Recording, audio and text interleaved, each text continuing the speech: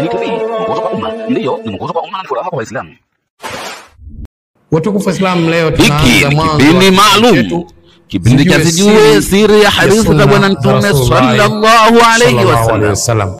Kipindi ambacho kitaletwa kwenu na al-akhi habibana Ustadhi Ibrahim Juma Fuai, hapa Huda Online TV, mwongozo kwa umma, furaha kwa Waislamu. Huda Online TV, mwongozo kwa umma. Ndiyo, ni mwongozo kwa umma na furaha kwa Waislamu. Assalamu alaikum wa rahmatullahi wa barakatuh. Alhamdulillah, wassalatu wassalamu ala rasulillah wa ala alihi wa ashabihi ajma'in wa ala man tabi'ahum bi ihsan ila yaumiddin, amma ba'd. Watukufu Islam, pamoja na wafuatiliaji wetu wapendwa wa media yako pendwa Huda Online TV, ni mara nyingine tena na kukaribisha katika mfululizo wa vipindi vyetu ambavyo lengo lake ni kule kukumbushana sambamba na kufundishana masala mbalimbali ya dini yetu ya Kiislamu. Watukufu Islam, leo tunaanza mwanzo wa kipindi chetu zijue siri ya sunna za Rasulullah sallallahu alaihi wasallam, yani kuzifahamu siri, matokeo yale ambayo yanapatikana kwenye kuzitekeleza sunna za mtume wetu Muhammad sallallahu alaihi wasallam. Na leo tutazungumzia miongoni mwa sunna ambayo tunaipuuza, lakini sunna kubwa. Rasulullah sallam alipokuwa anatoka nyumbani kwake alikuwa anazungumza maneno yafuatayo: Bismillahi tawakkaltu ala Allahi wala hawla wala quwwata illa billah.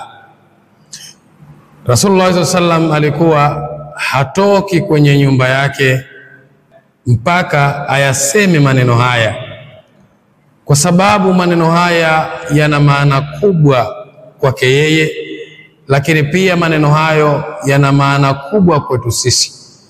Kwa hiyo tujifunze ya kwamba tunapotaka kutoka kwenye nyumba, kama alivyosema Rasulullah sallam inda Muslim, Sunanu Ibn Majah, anasema idha kharaja ahadukum min baitihi falyaqul bismillahi tawakkaltu ala Allahi wala hawla wala quwwata illa billah. Atakapotoka mmoja wenu kutoka kwenye nyumba yake, basi aseme maneno hayo, maneno ambayo tafsiri yake ni kwamba ni kutanguliza jina la Allah subhanahu wa ta'ala na kumtegemea yeye, kumtegemea Allah subhanahu wa ta'ala, lakini pia kuyasema maneno kwamba hakuna nguvu ya kuyaendea wala hali ya kuyaendea yale yaliyo mema wala kuyawacha yaliyokuwa mabaya, isipokuwa ipatikane ridha ya Allah subhanahu wa ta'ala. Kwa maneno hayo humweka Muislamu katika ulinzi ndani ya safari yake mpaka atakaporudi nyumbani kwake.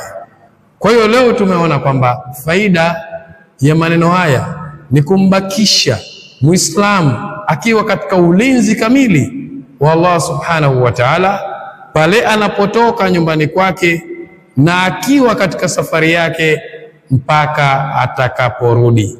Kwa hiyo Waislamu, hii ni sunna kubwa, kuitekeleza kuna fadhaila kubwa, na kuiacha sunna hii kuna hasara kubwa. Si kwa sababu ya kwamba watu hawayajui haya, lakini tunakumbushana kwa sababu Rasulullah sallam anasema tukumbushane, kwa sababu ndani ya kukumbusha kuna manufaa makubwa sana. Kuna mambo ambayo mwanadamu anaweza kukumbuka yakamfaa yeye na yakawafaa na wengine. Wabillahi tawfiq. Assalamu alaikum wa rahmatullahi wa barakatuh.